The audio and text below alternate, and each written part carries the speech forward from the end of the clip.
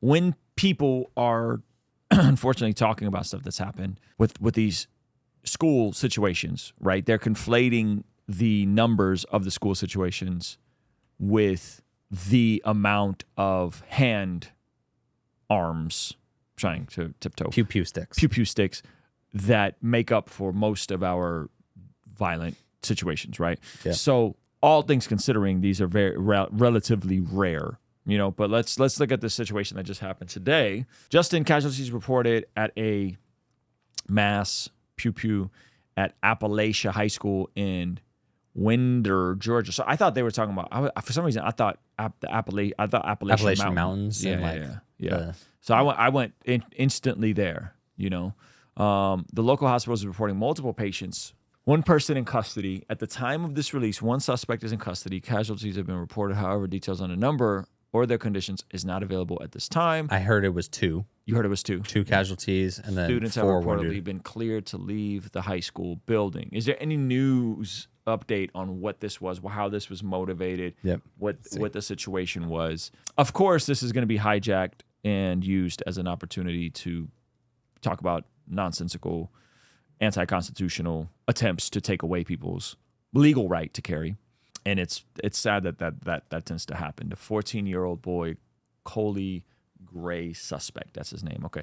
At least 4 deleted in Georgia high school shooting. Jeez Louise. 2 students and 2 teachers in Georgia, according to Georgia Bureau of Statistics director. 9 people were hospitalized, 4 with wounds. The suspect shooter, a 14-year-old student at Appalachia, was taken into custody by the school resource center who engaged him. Okay. The high school received a phone call this morning warning there could be these events at 5 schools. Appalachia would be the first. So the school, wait. The high school received a warning? This morning. Warning, yeah.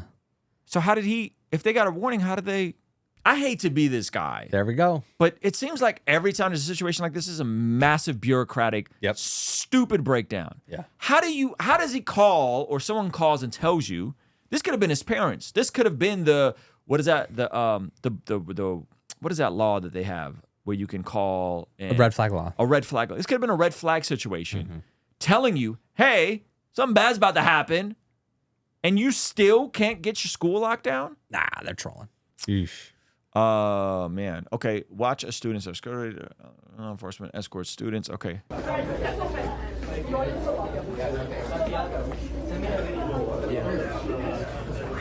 think it's like the first week back to school, too. Yeah. Crazy.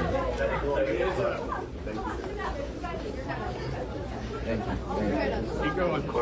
Keep your head up. Keep your head up. Go down the wall. Keep your head up. That's sketch, bro. Yeah. It seems like there's more and more of just like incompetence, that like a shadow of incompetence in these sorts of situations. How do you say her name? Laila Yersurth, a junior at Appalachia students, told one CNN she was sitting next to suspected gunman Colt Gray moments before shooting occurred. She said Colt left the classroom at the beginning of their Algebra 1 class around 9:45. So this kid had to have been a freshman. So he was transitioning from middle school to high school. He's 14. I'm assuming he's a freshman, Algebra 1, right? And this is the first week of school. So like, this isn't like, oh, he was bullied for months and months. This is probably brand new. He's probably plotting this all summer, probably. Yep. You know? That's dark. She thought Colt was going to a bathroom. He didn't take a pass, so she assumed he was skipping class. Towards the end of her algebra class, said someone on the loudspeaker told her teacher to check her email. Shortly after, Colt returned to the classroom outside of the shut door, which Layla said locks automatically. She said a girl in the class went to open the door for him, but then jumped backwards after presumably seeing that he had I guess he saw we weren't going to let him in. And I guess the classroom next to me, their door was open. So I think he just started pew-pewing in that classroom. Nice. Oh, my gosh, bro. Said the students in her classroom hid behind desks as they heard the gun what she described as just one after another. Well, props to whoever went to open the door for him and didn't open that door. Looked. Yeah, that's wisdom on their part. You know what I mean? She said the students in her classroom hid behind desks. When we heard it, most people just dropped to the floor and kind of crawled in an area, piled up on top of each other. The teacher turned off the lights, but we all just kind of piled together, and I pushed the desks in front of us. How horrifying. This poor girl. Her friend was in the classroom next to her where the shooting took place. He was pretty shaken up. He saw somebody get shot. He had blood on him. He was kind of limping. He looked horrified. Described Colt as quiet and shy and would only respond with single-word answers when they worked as a group on projects together. Someone says, everyone had guns when I was in high school. Never had a problem. When did turn so violent? Colin Rugg showed this. Kids are becoming more mentally unstable, with a graph showing kind of what's been going on. Percentage of population with a major depressive episode in the past year. By age, 2008 to 2020. And so if we see the black line is kids, and in 2008, so this is 8 right here, it was at this level. We can assume it's kind of been around here. And then, so 12 to 17 years old. And then just skyrockets. And it way outpaces everything by 2012. I mean, that's really the onset of social media usage, right around here. Tablets. Yep, complete skyrocketing. Yeah. Then the young adults kind of catch up, 18 to 25 kind of catch up to them. And now you see 12 to 25 are the most affected by the shot. I mean, 2020, 26 plus years old, still chilling. Yeah. And then this way up here. Someone said compare that to charts of fatherlessness. That's interesting. I don't think the charts of fatherlessness have gone up. I think fatherlessness, if anything, has gone down. Not that fast. Yeah, can you look it up? Yeah. Yeah, this is recent. These episodes going up is recent. This is not something that is old. You know what I'm saying? So this is the fatherlessness charts. Yeah, so it's actually going down, believe it or not. Yeah, it peaked in 2000. Yeah, it peaked in 2000, and then it's slowly going down in 2010s. So you guys see that? Except for white children. Except for the whites. they seem to. The whites got to get it together. They stay consistent, steady growth. Crazy. Yeah. So yeah, I mean, it's interesting. I mean, with this, especially with such drastic numbers in depressive episodes, we would have. You're gonna have a bunch of people arguing we need gun reform. Of course, right? There's also gonna be a lot of, but the fact is, if the laws have only gotten more stricter since 30, 40 years ago, but the firearms have relatively been the same. There hasn't been major advancements in firearms. In fact, we just saw 1986, fully automatic weapons were not available. Machine guns were not available. So it's actually gone backwards. In 1986, previously, you could have crazy weapons, which I still think you should have. But it begs the question, why would that still be happening? He says depressive episodes, and that goes back to the real truth of the problem, which is, one, the user, because the UK has banned knives, and we see huge, or banned guns. They have huge surges in knife violence, and now they have bans on certain blades and lengths of blades, and the spiral keeps continuing, as well as the maybe callous truth that I think Benjamin Franklin once said, which is never trade, I guess I'm paraphrasing, your rights for safety. Okay. So your freedom, America exists, and this is kind of the thought experiment of the United States, which is this country exists for the sole purpose of freedom, even at the expense of safety. And then I think he said, when you start trading freedom for safety, you also end up, I think, becoming more unsafe. I need to look it up. But it's just this circular logic. This is not the country that was founded on the principles of protecting everyone at all costs. That being said, there have been pushes to prevent things like this happening. With I know Trump in his first thing was pushing for there to be armed police and teachers to have the right to carry in schools if they see fit. All very reasonable. Yeah. All very reasonable. But those are not solutions that everyone can agree on. And so then the only things being proposed are solutions that either side cannot agree on. Mm-hmm. One side that wants kind of a new America, and then the other side that wants a true America. Like, hey, even though depressive episodes are becoming more common and this is now becoming a problem, we're not going to get rid of the Second Amendment. Instead, we're going to arm the schools. Now, I would say if we're already having to protect our kids ideologically from the public schools, and you have to protect your kids physically at the public schools, and the governments that run these public schools do not allow these public schools to protect themselves, teachers with firearms. Mm-hmm. Where are you going with this? I would propose maybe the public schools, the school system, the industrial school system that looks a lot like prisons, that follows the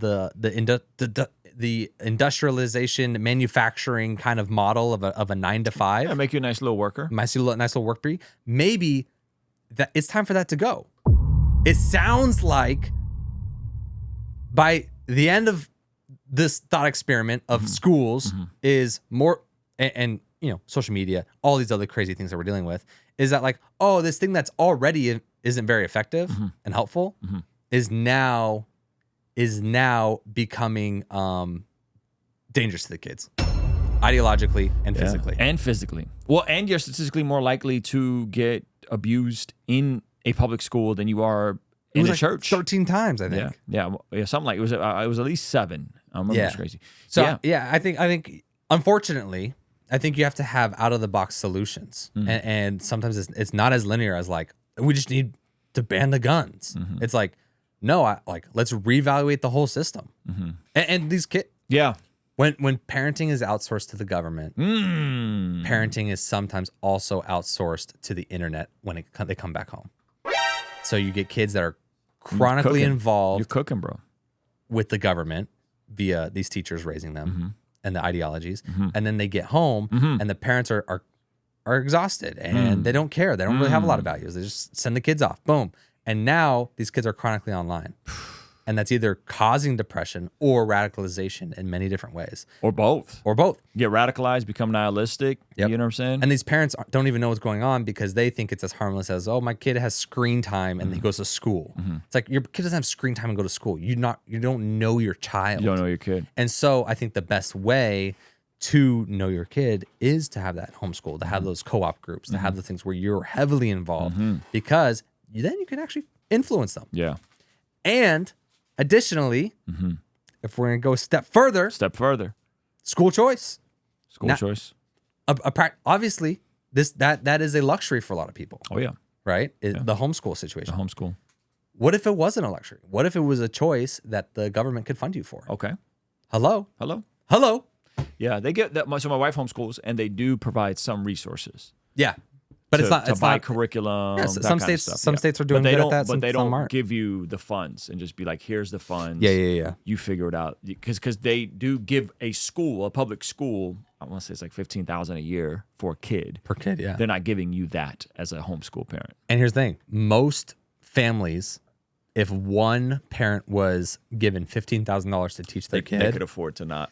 That is enough money for them to stay home and make up the difference. That they, because when you factor in $1,200 a month, extra gas, extra eating out, extra dry cleaning. You factor in all those things in. You it's often a wash. Yeah. Oh, 100%. Yeah, it's often a wash. Having I mean that's an interesting thought experiment. Hey, take that money that you're giving to the public schools, pour it into the homes, and let a parent potentially pick.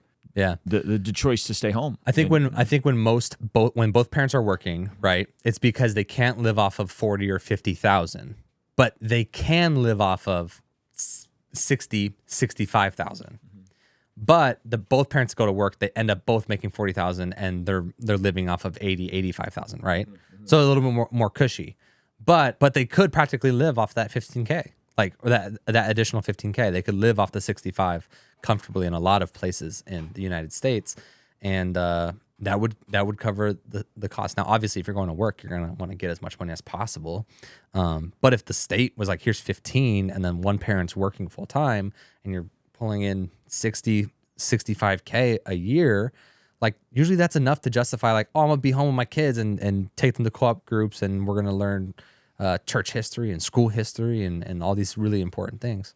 Man, that can preach. The Occupy Till I Come collection is here at the Blessed God shop, and it is inspired by Luke chapter 19 and Jesus' parable of the 10 servants. And he called his 10 servants and delivered to them 10 pounds and said unto them, Occupy till I come. It's a powerful reminder for us to live with purpose, using our time, talent, and resources to glorify God until Jesus returns. This piece of art is made up of beautiful iconography, telling the story of sowing and reaping, dying to sin, and evangelizing the lost. And when you put on one of the pieces from this collection, it's a constant reminder that we are here to not just sit back and be apathetic, but to be the hands and feet of Jesus, to help usher in God's kingdom on this side of eternity and to care for the least of these. But this entire collection is only available until September 8th at midnight. So go to blessgod.shop and get yours now.